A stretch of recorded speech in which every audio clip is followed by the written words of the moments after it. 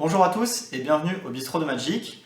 Aujourd'hui, pour ceux qui nous suivent depuis quelques temps, vous savez qu'on a plusieurs fois mentionné cette vidéo. Aujourd'hui, elle est là, nous allons parler du moderne.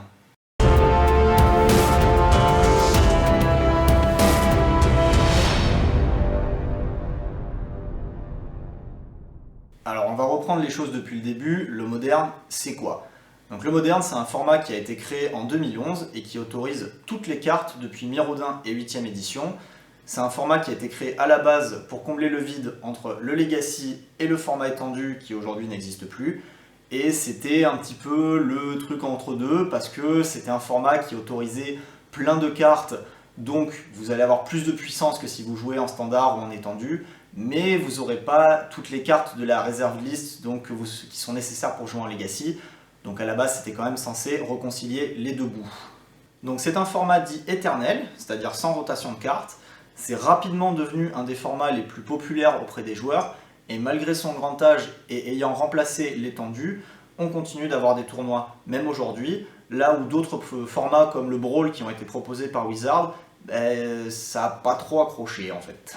Donc c'est un format qui a évolué tranquillement à son rythme en suivant le cours des sorties des éditions standards où vous aviez en moyenne 2-3 cartes jouables pour le moderne. Ça vous permettait de le mettre à jour, de l'améliorer un petit peu pour continuer à suivre la méta. 2 ans après, et vu le succès du format, Wizard sort Modern Master qui sera un set exclusif de reprint pour le moderne afin de le rendre plus accessible et plus jouable pour les nouveaux joueurs. Et ensuite, de nombreux masters suivront, pas forcément pour le moderne, mais ils ont lancé la machine. Les masters seront des sets de réimpression avec le dernier Commander Master sorti récemment cette année. Et après, il y a eu 2019. En 2019 sort Horizon du moderne. C'est une édition qui n'est légale qu'à partir du moderne et aussi en EDH. L'intérêt de ne pas passer par la case standard permet d'éditer des cartes qui sont plus puissantes que la normale, mais également de réimprimer des cartes qui n'étaient pas légales en moderne jusque-là, comme par exemple l'Hôtel de la Démence. Le problème, c'est qu'ils y sont allés beaucoup trop fort, et après 8 ans d'évolution saine sur une courbe normale, on se retrouve avec de très nombreuses cartes beaucoup trop fortes. Et ça a complètement défoncé le format. On a des cartes qui sont bannies en Legacy et en moderne. Donc c'est assez marrant de se dire qu'un set qui a été créé que pour ça, ils ont quand même fait un truc beaucoup trop fort. On pense à Ogak qui est resté légal pendant 2 mois avant de se faire ban parce qu'il était omniprésent dans la méta. L'édition standard suivante est Eldraine, et on sent encore un peu la patte de Modern Horizon. Le power level des cartes est encore très élevé, avec des cartes comme Oko, Il était une fois, qui ont été bannies dans plusieurs formats. Après, l'édition suivante c'est Teros. On a encore des cartes qui sont plutôt fortes, comme Uro, l'Oracle de Tassa, mais on sent que ça commence à redevenir un peu plus stable, le niveau des cartes y redescend au fur et à mesure des éditions. Donc ça va de mieux en mieux au fur et à mesure des années. Et après, on a juin 2021.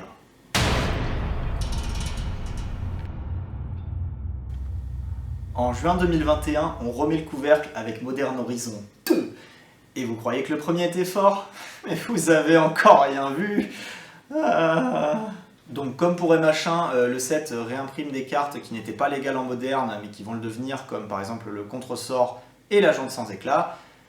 Mais en fait, c'est rien comparé aux nouvelles cartes qui sont sorties. Je pense que c'est pas un problème de dire qu'on est clairement sur une des meilleures éditions de Magic de tous les temps, en fait, à ce niveau-là. Au moment où on tourne la vidéo, le moderne, c'est environ un peu plus de 70 éditions.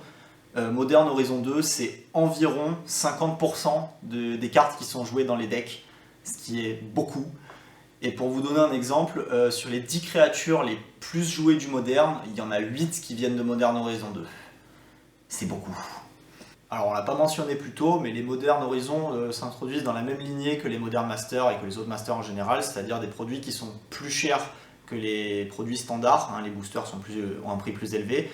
Le problème, c'est que quand vous avez beaucoup de monde qui veulent beaucoup des cartes qui sont dans l'édition, qui en plus ces cartes-là sont mythiques, vous vous retrouvez avec beaucoup de cartes qui vont coûter très cher et le prix de votre deck va commencer à grimper très très vite parce que ces cartes c'est des mythiques, c'est plus difficile à ouvrir sur des packs qui sont plus chers.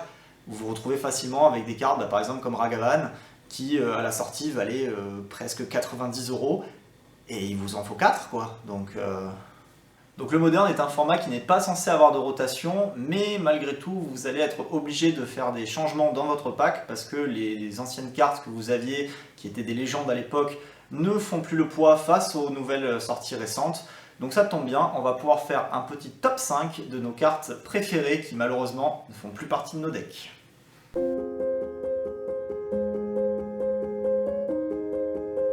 En numéro 5, le sondeur de secret qui était un des meilleurs tour 1 du jeu. Vous faisiez heal tour 1, sondeur de secret. Votre adversaire il avait passé un mauvais moment. Si vous réveilliez votre instant, vous aviez un 3 de vol. C'était incroyable. Et maintenant, vous remplacez l'île par une montagne, vous remplacez l'insecte par un petit singe. Et c'est votre adversaire, il sait toujours qu'il va passer un mauvais moment. Si vous préférez, vous avez même maintenant la canaliseuse de la rage du dragon qui dans certains packs est littéralement un sondeur de secret en mieux. Donc, paix à ton âme. On reste sur Innistrad avec le numéro 4 et le mage lance-vif qui, pareil, comme le Delver, c'est une carte qui a fait terroriser le format. Vous relanciez vos foudres, vos saisies des pensées, les chemins vers l'exil. C'était vraiment une carte passe-partout, elle était jouée presque partout, mais qui malheureusement aujourd'hui peine à trouver sa place tant les nouvelles cartes sont tellement fortes. C'est compliqué de se dire, bon, est-ce que j'arrive à mettre le mage lance-vif dans mon pack tout au milieu de tous ces élémentaires.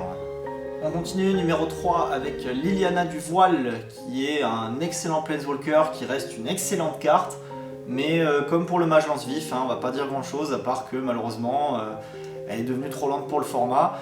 A noter quand même que c'est la 3e carte d'Innistrad dont on parle, et du coup ça montre bien que à l'époque c'était un excellent set pour le moderne, et aujourd'hui il n'y a plus rien d'Innistrad dans les packs. En 2e position, on reste dans les Planeswalkers avec un des Planeswalkers les plus emblématiques de Magic, et Jace le Mind Sculptor, banni pendant des années, débanni en 2018, joué jusqu'en 2019, et à la sortie de Modern Horizon, premier du nom, papy tient plus la route, donc on l'a sorti du deck et on l'a remis dans le classeur. Et en numéro 1, on vous a gardé le meilleur pour la fin, la plus puissante créature de Magic pendant des années, la créature qui a fait trembler toutes les tables pendant des années dès que vous posiez un terrain vert, le Tarmogoyf qui était splashé même dans les decks mono bleu ondin, tellement la créature était imposante, tellement elle était forte en fait. Et ça coûtait 100 balles à un moment, ça a créé des dramas, c'était tellement bien. Et aujourd'hui, vous verrez plus dans les decks le Cavru territorial qui coûte 10 centimes. C'est triste, quand même. Petit respect, Tarmogoyf. Après ce grand coup de pied dans le moderne qui a été Modern Horizon 2, que je vais désormais dire MH2 pour plus de facilité, le cycle des sessions standards reprend son cours avec quand même quelques cartes qui arrivent à trouver leur place jusqu'en moderne. Mais le problème, c'est qu'il est toujours occupé à plus de 50% par des cartes de MH2, donc le format devient de plus en plus inaccessible, les cartes coûtent de plus en plus cher, donc on espère qu'ils ont retenu la leçon et qu'ils ne referont pas la même erreur encore une fois.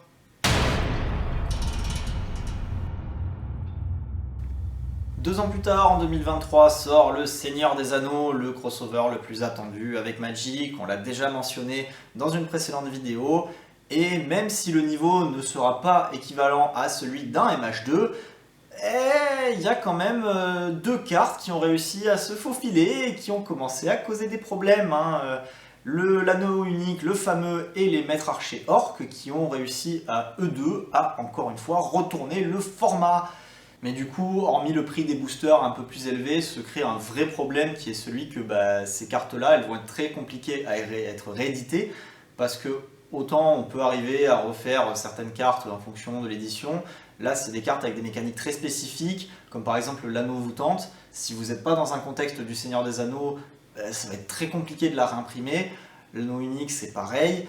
Après, ça va, on peut encore le faire. Mais le contexte devient complètement hors sujet. Je vois pas comment ils vont faire en fait pour s'en sortir. Après, il reste toujours le sujet de, par exemple, ban l'anneau unique si la carte reste trop jouée. Mais à mon avis, ils vont pas faire ça tant qu'ils ont encore des stocks. Du coup, ça tombe bien, on va parler de banlist, hein, donc il en existe une, hein, comme dans chaque format, elle existe depuis la création, et malheureusement, quand vous regardez les cartes qu'il y a dessus, vous vous dites, qu'est-ce que ça fout là en fait? Parce qu'en fait, la plupart des cartes qui sont arrivées dessus, sur cette banlist sont là depuis le début et n'ont jamais été des bans, et Wizard a cette optique de sortir une carte de temps en temps, en reban une, mais on va pas se mentir, hein, c'est pas une solution viable quand on voit le power level des cartes récentes avec le format qui change à chaque MH. C'est pas une solution de faire ça. L'idée ce serait vraiment de tout déban et reban en fait au fur et à mesure après en fonction des cartes qui sont vraiment problématiques. Parce que là il y a des trucs sur la banlist, c'est pas pourquoi ils sont là quoi. Selon le planning des sorties de Wizard, Modern Horizon 3 devrait sortir en juin 2024, ce qui accélère encore le rythme des sorties. Alors on s'attend à des rééditions de Modern Horizon 2, à ce qu'ils remettent encore des cartes qui ne sont légales qu'en Legacy en moderne, comme ils ont fait avec les 2 premiers Modern Horizon. Mais on va pas se mentir, on s'attend surtout à ce qu'il y ait encore des cartes ultra fortes. Et le problème c'est que ça crée vraiment, ce qu'on disait tout à l'heure, une rotation avec une obligation de s'investir et d'investir énormément d'argent si vous voulez être compétitif. Et c'est pas une solution en fait. Le problème du coup c'est que nous en tant que joueurs on se retrouve pris dans une boucle qui nous invite à penser qu'on veut pas que les éditions soient fortes parce que si l'édition est forte ça va nous forcer à investir et on n'a pas tous les mêmes budgets et on peut pas tous investir tous les 2 ans dans un nouveau deck, hein, sachant que l'année dernière vous avez acheté votre deck, vous êtes mis au moderne, vous êtes content et l'an d'après non tu peux le prendre, le mettre à la poubelle et tu vas devoir en racheter un autre.